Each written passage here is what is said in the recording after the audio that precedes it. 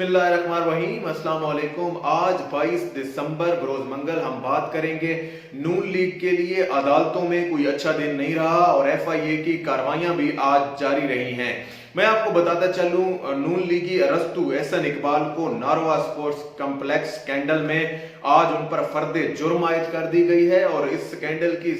तफसीलात क्या हैं इस केस की, वो भी मैं आपके साथ शेयर करूंगा। और इसके साथ साथ हम बात करेंगे शहबाज शरीफ की अहलिया, उनके बेटे सलमान शहबाज और उनकी बेटी पर जो है वो उनकी जायदाद नैब ने कुर्की की है और नैब ने एक रिपोर्ट भी जमा कराई है अदालत में। उसकी क्या तफसील है, इनके मनी लॉन्ड्रिंग केस से रिलेटेड क्या तफसील है, उसको डिस्कस करेंगे। और एंड पे मैं आपको बताऊंगा एफआईए की कार्रवाइयां दिन ब दिन बढ़ रही हैं और अब नून लीगी एमपीए इमरान खालिद के घर पर जो है वो एफआईए का एक छापा पड़ा है। उनसे कुछ ऐसी इन्वेस्टिगेशन मतलूब थी, ऐसी कुछ दस्तावेजात थी जो एफआईए को चाहिए थी, जो इमरान खालिद नहीं प्रोवाइड कर रहे थे। उसको हम एंड में डिस्कस करेंगे क्या तफसील है उसकी। सबसे पहले हम बात कर लेते हैं नारवाल स्पोर्ट्स कॉम्प्लेक्स स्कैंडल की। तो एहसन इकबाल जो कि नून लीगी दौरे हुकूमत में उनके कार्य खास रहे हैं और मैं आपको बताता चलूं कि वो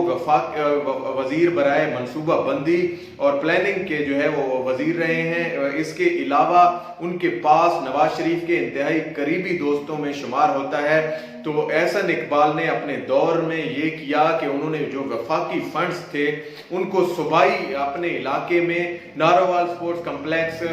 स्कैंडल जो था उसमें इस्तेमाल किए, एक ऐसा कॉम्प्लेक्स बनाने की कोशिश की और यकीनन बनाते इसमें कोई जुर्म नहीं था, लेकिन उसमें उन्होंने कानूनी कुछ ऐसे प्रोसेस हैं जिनको वायलेट किया कि उन्होंने वफाकी फंड्स को सूबाई उसमें डायरेक्ट इस्तेमाल किया बगैर किसी लॉ और रूल एंड रेगुलेशन, क्योंकि ये तो अपने दौर में शहनशाह रहे हैं और इन्हें क्या जरूरत थी कि किसी से ये इजाजत लेते और इनको जो है वो अप्रूवल लेने की क्या जरूरत थी। इन्होंने तो ये समझा था हमें कोई पूछने वाला नहीं आएगा, लेकिन इनको पूछने वाला अब आ गया है और इनको जो इन पे केसेस बने हैं अब उसकी तफसीलात ये है कि इनको जो है वो अब सबूत देने पड़ रहे हैं कि इन्होंने अगर ये काम किया है तो क्यों किया है। इसके अलावा नारवा स्पोर्ट्स कॉम्प्लेक्स स्कैंडल में जो इनने किकबैक्स ली हैं और इसने जो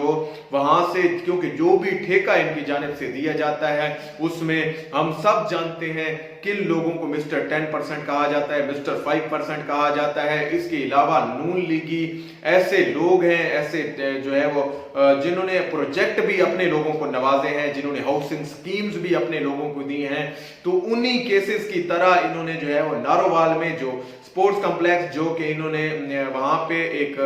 खेलों के मैदान बनाने की कोशिश की और उसमें इन्होंने वहां पे जो करप्शन की, जो ठेकेदारी में पैसे लूटे, उस पर यह स्कैंडल जो है केस बना था। उसमें आज इन पर जो है वो फर्दे जुर्म आयद कर दी गई है एहसन इकबाल पर। इसके अलावा मैं आपको बताता चलूं कि एहसन इकबाल की जानिब से इस पर सेहत जुर्म से जो है वो मुकम्मल तौर पर इनकार किया गया है और उन्होंने कहा कि एक खिलाड़ी के दौर में खेलों के मैदान बनाना जो है वो जुर्म बन गया है। नहीं भाई, ऐसा नहीं है, खेलों के मैदान बनाना जुर्म नहीं है, बल्कि इमरान खान हुकूमत में तो आपको बताऊं कि उनके आबाई इलाके में ऐसे अच्छे अच्छे ग्राउंड्स बन रहे हैं। अब वो छोटे इलाकों में भी जो है वो ग्राउंड्स बना रहे हैं और खेलों के हवाले से हमेशा वो सपोर्टिव रहे हैं, इस हवाले से पूरी दुनिया जानती है। तो आपने जो उस खेलों के मैदान को अपने जाती मकासद के लिए इस्तेमाल किया है, आपको उसका जवाब देना पड़ रहा है। आपने उस खेलों के मैदान से जो पैसे लूटे हैं और उसका आप हिसाब देना है, वो आप हिसाब नहीं दे रहे, इस वजह से आपको जो है वो फर्दे जुर्म आयद की गई है। आप मुजरिम करार पाए हैं और आइंदा से आप मुलजिम नहीं बल्कि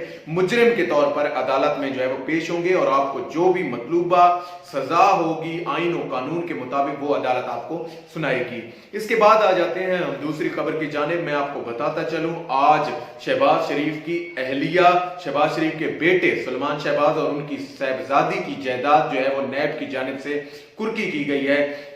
क्योंकि ये तीनों वो लोग हैं जो मफरूर हैं और स्कैंडर हैं और ये लोग जो है वो अदालतों में पेश नहीं होते और केसेस को किसी तौर पर भी ये लोग जो है वो फेस नहीं कर रहे। ये लॉ प्रोसेस को जो है वो अब्यूज करने की कोशिश करते हैं, डिलेइंग टैक्टिक्स इनकी जानिब से इस्तेमाल किए जाते हैं। ये कोशिश करते हैं किसी न किसी तरह जो है वो लॉ को वायलेट करके इन केसेस से जो है वो जान छुड़ाई जाए, लेकिन अब ऐसा नजर नहीं आ रहा और इनको वहां पे जवाब देने पड़ रहे हैं और नैब इनका पीछा नहीं छोड़ रहा। नैब ने अब इनकी जायदादें जो है वो कुर्की करना शुरू कर दी हैं। इसमें उन लोगों के लिए भी एक जवाब है जो लोग ये कहते हैं कि नैब क्या कर रहा है, नैब ने कौन सा तीर मारा कार लिया, केसेस तो सब पे बन जाते हैं, इसके अलावा जो है वो कमेटियां सब पे बन जाती हैं, तो कुछ होना चाहिए जिनसे पैसे निकलने चाहिए, इनसे इनसे जो है वो जायदादें जो है वो किए जानी चाहिए, हासिल की जानी चाहिए। तो अब उन लोगों को पता होना चाहिए कि इसमें इनकी जायदादें जो है वो कुर्की की जा रही हैं, इनकी जायदादों को हासिल किया जा रहा है और नैब इनको कौमी खजाने में यकीनन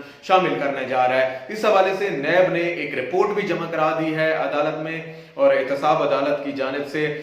जब शहबाज शरीफ वहां पे पेश हुए तो उन्होंने वही रोना रोया जो पुराना राग ये अलापते हैं, और इन्होंने कहा कि मेरी मेडिकल रिपोर्ट्स इंतहाई तशवीशनाक हालत शो कर रही हैं। पहले हमें याद है कि नवाज शरीफ ने भी यही ड्रामा रचाया और वो चकमा देकर इस हुकूमत को, यकीनन इस हुकूमत की ये बहुत बड़ी गलती है, और इसको चकमा देकर, क्योंकि वो रिपोर्ट्स, वो मेडिकल रिपोर्ट्स की बुनियाद पर इस मुल्क से बाहर चले गए और अब लीगल प्रोसेस शहजाद अकबर की जानिब से शुरू हुए हैं, उनको किसी न किसी तौर पर वापस लाने की जो है वो बातें हो रही हैं। तो देखेंगे वो किस हद तक कामयाब होते हैं कि उनको वापस ला पाते हैं या नहीं ला पाते। अब शहबाज शरीफ भी अपने भाई की डगर पर चल पड़े हैं और उन्होंने अदालत में ये कहना शुरू कर दिया है कि मेरे ऊपर जो है वो मेरी मेडिकल रिपोर्ट्स इंतहाई तशवीशनाक हैं, मेरी मेडिकल रिपोर्ट्स एक तो मुझे टाइम से दी नहीं जा रही, 15 दिन बाद मुझे जो है वो मेडिकल रिपोर्ट दी जाती है। इसके अलावा ये रिपोर्ट्स जो है वो इन्होंने अपने पास रखी होती हैं और ये किसी तौर पर भी रिपोर्ट्स जो है वो मेरे हवाले नहीं करते और लेट करते हैं जब भी करते हैं। तो यकीनन शहबाज शरीफ इस जो अपने भाई की पैरवी कर रहे हैं, वो ये अदालत को बावर कराना चाहते हैं कि किसी न किसी तरह अदालत मेडिकल ग्राउंड्स पर उन्हें जो है वो रिलीफ दे दे या फिर उनकी किसी तरह पर जो है वो कोट लखपत जेल से जान छूटे। मैं आपको बताता चलूं जो अदालत की जानिब से नैब के जो 2 मजीद गवाहान पेश होने हैं, अगली समाअत तक अदालत ने नैब को यह हुक्म जारी किया है कि वो 2 गवाह भी पेश किए जाएं और उनकी समाअत भी अगली समाअत पर होगी। जो भी डिटेल इस हवाले से होगी वो हम आपके साथ शेयर करते रहेंगे। अब मैं आ जाता हूं गुजरांवाला में एमपीएस, गुजरांवाला में जो एमपीएस हैं उनके घर पर छापा मारा गया है, इमरान खालिद के घर पर जो है वो छापा मारा गया है। तो उस पे एफआईए ने ये रेड किया है और मैं आपको बताता चलूं एफआईए और एंटी करप्शन यूनिट ये लोग जो है वो कार्रवाइयां कर रही हैं और ये लोग जिन हालात, इस हालात में जो कार्रवाइयां कर रहे हैं उस हवाले से जो है वो आपको जहन में रखना चाहिए कि गाहे बगाहे इन पे किसी न किसी एमपीए एमएनए, क्योंकि इनके दौरे हुकूमत रहे हैं, तो जाहिर सी बात है करप्शन या जो भी मामलात होने हैं वो इन्हीं के साथ होने हैं। जिसने ऑफिस संभाला हुआ है,